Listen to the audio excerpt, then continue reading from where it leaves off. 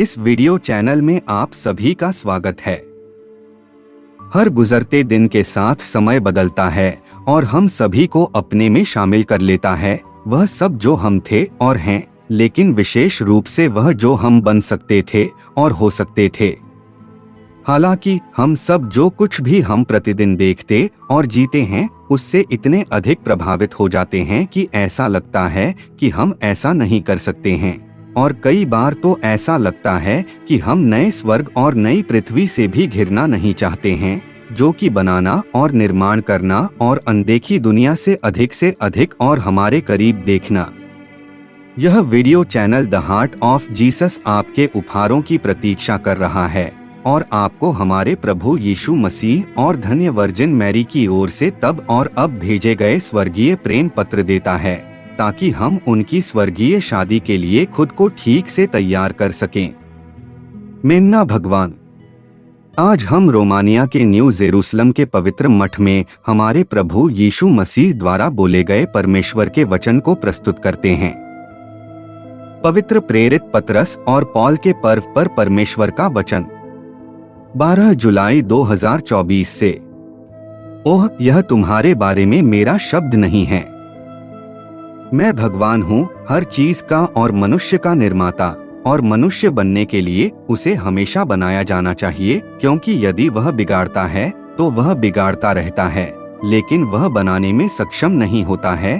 ठीक वैसे ही जैसे स्वर्ग में अपने समय में ईश्वर उसके ऊपर और उसके बगल में था, ओह, फिर भी उसने खुद को यह देखने में सक्षम नहीं दिखाया कि यह खराब नहीं होता है, कि यह खो नहीं जाता है, कि यह ईश्वर से उसका जीवन छीन नहीं लेता है, उसका हर समय सृजन और यह कार्य। देखो, मेरे पास अब यह नहीं है कि मैं इसे मनुष्य पर कैसे कार्य करूं, क्योंकि वह स्वयं को पसंद करता है, न कि ईश्वर को। वह स्वतंत्र रहना पसंद करता है, अपने उपकरणों पर छोड़ दिया जाना पसंद करता है, लेकिन वह नहीं जानता है कि उसने दूसरे बनाने वाले को दंडवत किया, क्योंकि बिना बनाए कोई नहीं, और इन दोनों रचने वालों ने अपना काम स्वर्ग में दिखाया है। और देख, हे पुत्रों, मैंने मनुष्य के द्रोही को स्वर्ग में बंद कर दिया है, परंतु मनुष्य ने अपनी ओर दृष्टि की और अपने आप को अपने रचिता से बढ़कर, मुझसे बढ़कर इच्छा करने लगा, और अपने आप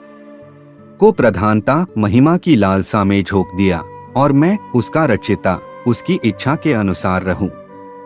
हे पुत्रों, घमंड और उसकी आत्मा वह कुंजी थी जिसके द्वारा मनुष्य खुलता था, जहां मैं प्रभु ने कुंजी रखी थी ताकि वह चल न सके। ओह, और फिर कुंजी के नीचे से मनुष्य का विरोधी बाहर आया, और अवज्ञा के लिए जो मनुष्य ने काम किया, देखो, उसने अपने ऊपर परमेश्वर की रचना खो दी है, उसने अपने साथ परमेश्वर की सम्मति खो दी है, और पृथ्वी पर कोई भी इस भ्रष्टाचार को रोकने में सक्षम नहीं है, क्योंकि ज्ञान जो परमेश्वर का था मनुष्य का नहीं, मनुष्य को सिखाता है मरो और मरते रहो, चूंकि उसने परमेश्वर के साथ मनुष्य बनने का कार्य खो दिया है, विशेषकर चूंकि उसे परमेश्वर की अत्यधिक आवश्यकता है, क्योंकि मनुष्य जीवन से स्वर्ग से गिर गया है और अभी भी धीरे धीरे गिर रहा है।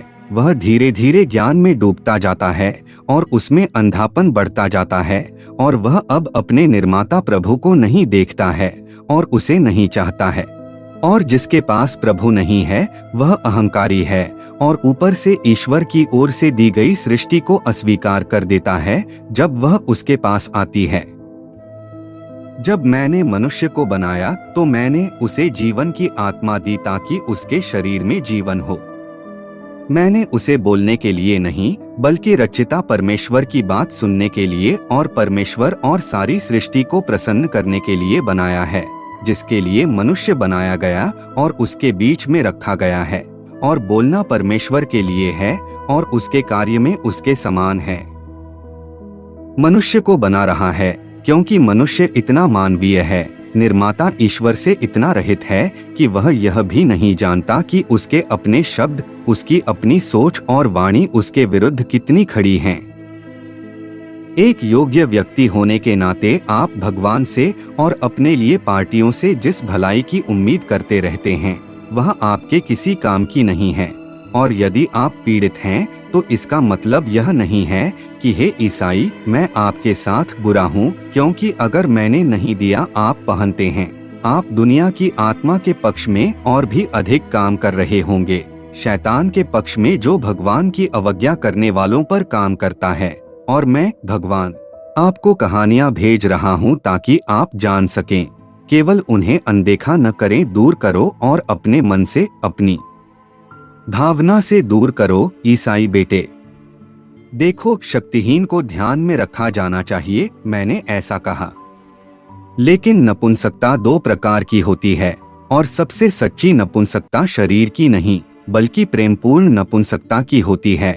हे पुत्रों, मनुष्य को अपने लिए स्वास्थ्य की आवश्यकता नहीं है, क्योंकि वह इसका उपयोग केवल अपनी आत्मा की हानि के लिए करता है, बल्कि उसे केवल प्रभु के साथ अपने कार्य के लिए इसकी आवश्यकता होती है, और जिसे प्रभु जोड़ता है ताकि मनुष्य उस चीज के लिए स्वास्थ्य प्राप्त कर सके जो बची हुई है। और मैं यह कहता हूँ कि स्वर्ग में सुनो कि ईसाई ने अपना स्वास्थ्य खो दिया यदि वह प्रभु के पास और प्रभु के भाइयों के पास आया। ओह, लेकिन आपने इसे प्यार की कमी से, असंतोष से, बड़बड़ाहट से खो दिया, जिसे आपने ठीक होने दिया। ओह, और यदि तुम इस तरह मेरे पास आते हो तो यह तुम्हारे लिए अच्छा नहीं है। ईसाई ओह, आपने और कहाँ देखा है कि कोई व्यक्ति स्वर्ग की राह के लिए अपने जीवन का, न केवल अपने स्वास्थ्य का बल्कि अपने जीवन का भी बलिदान कर रहा हो और उसके बाद उसका जीवन स्वर्ग में ही एकत्र हुआ हो। उसने पृथ्वी पर कैसा व्यवहार किया और फिर परमेश्वर द्वारा उसे पुरस्कृत किया गया। मैं अपने लोगों को वैसे ही प्रशिक्षित करता हूँ जैसे मैंने 2000 साल पहले किया था, जो मेरे बाद आए, क्योंकि मैं सभी चीजों से तैयार, उज्ज्वल, सुंदर लोगों को चाहता हूँ और उनके निर्माण के बिना मेरे पास से एक मैं अपना पैदा नहीं कर सकता, ऊपर से अपने वचन के द्वारा, क्योंकि मैं वचन से रचने वाला हूँ और मनुष्य को बनाने का अपना काम करता हूँ। और अब मैं उन्हें स्वीकारोक्ति का आनंद देता हूँ। मैं अपने शिष्यों को देता हूँ जो उस समय पुस्तक में मेरे बगल में थे, और उनका काम मेरे जैसा है, क्योंकि मैंने कहा था प्रत्येक पूर्ण शिष्य अपने शिक्षक के समान होता है। ओह, तो भगवान आप चाहते थे कि हम ऐसे ही रहें ताकि आप पृथ्वी पर अपना आनंद पा सकें और फिर पिता के पास आपके साथ हमारा आनंद प्राप्त कर सकें, जहां आपने हमारे लिए स्वर्ग में हमारे साथ रहने के लिए एक जगह तैयार की थी कुमा। और अब वह हमें उस थोड़े से प्यार के लिए डांटता है जो हमने आपको इतना नहीं दिया कि मानव रचना की कमी से आपके दर्द को कम किया जा सके, क्योंकि मनुष्य ईश्वर द्वारा नहीं बनाया गया है और वह आपके लिए एक बेटे के रूप में काम नहीं करता है। वंशज और हम वास्तव में आपके वचन के बाद ही आपके विश्वास पात्र थे जो आपने हमसे किया था कि पवित्र आत्मा हमें आपसे देने के लिए आता है यदि आप पिता के पास गए। ओह, और उनकी आत्मा हमारे पास आई और हम पर भगवान आए और हमने आपको उठाया पृथ्वी पर आगे हर किसी को आपके बारे में बताना और उन लोगों के सामने चमत्कार करना जो विश्वास करेंगे कि आप भगवान हैं, और आप मनुष्यों के पास आए और आप पिता के पास गए और आप फिर से आएंगे। और ऐसे कई लोग थे जिन्होंने विश्वास किया और बनाया, आगे चलकर वे ही तुम्हारे गवाह हैं। और हे प्रभु, लोगों पर तुम्हारा अधिकार बनाने का काम भी ऐसा ही है। अब यहाँ आप लोगों का पालन पोषण कर रहे हैं और आप खुश हैं, या इससे आपको दुख होता है प्रभु, क्योंकि आपके वचन का कार्य पृथ्वी पर सेना की तरह है, जहाँ मनुष्य सांसारिक कानून के अधीन रहता है और अपने राज्य की रक्षा करना सीखता है। जीवन और कई सैन्य सेवा के समय के बाद रिहाई की प्रतीक्षा कर रहे हैं, और उनमें से अन्य अपनी मातृभूमि की रक्षा के लिए जीवन भर सैनिक बने रहने के लिए कहते हैं। ओह, ईसाई सेना के साथ भी ऐसा ही है कि ईसाई आपके वचन को सुनकर आते हैं और ऊपर की भूमि के लिए, स्वर्ग के लिए सेना के काम में बैठ जाते हैं भगवान, और उनमें से कुछ अज्ञानता में पड़ जाते हैं, फिर असंतोष में पड़ जाते हैं, कुड़कुड़ाने और खतरनाक गलतियों में, बुरी बातों और विभाजन के माध्यम से, नापसंदगी के माध्यम से, भाइयों और रहस्यों को बेचने के माध्यम से, और फिर उन पर आपके द्वारा ऐसा करने के कार्य से उनकी रिहाई की मांग करते हैं। और दृढ़ विश्वास वाले लोग आपके सैनिक और शिष्य बने रहते हैं और एक कार्य के रूप में पृथ्वी पर स्वर्ग के राज्य की विरासत की रक्षा करना और उसका विस्तार करना, और उन्हें कार्य का प्रेम आपके साथ अनंत काल का प्रेम है। और देखो, हमारे समय में भी ऐसा ही था कि बहुत से लोग आए, परंतु कुछ ही क्रूस तक स्थिर रहे। हे प्रभु, तेरे सुसमाचार के लिए, और तू उस समय हमें जोर से खींच रहा था, क्योंकि हम उन लोगों की नाराजगी के कारण परेशान और व्यथित थे जो पास आए और भारी पड़ गए और इसे कठिन बना दिया उन लोगों के लिए जो चल रहे थे। और हम मनुष्य के निर्माण के कार्य और पृथ्वी पर आपकी गवाही के मार्ग से न हटने के लिए संघर्ष कर रहे थे, और हम बहुतों द्वारा तुच्छ समझे गए, जैसा कि आपने कहा था कि हम निंदा और तिरस्कार और उत्पीड़न सहेंगे। हे प्रभु, लेकिन हम यह जाने बिना खुश थे।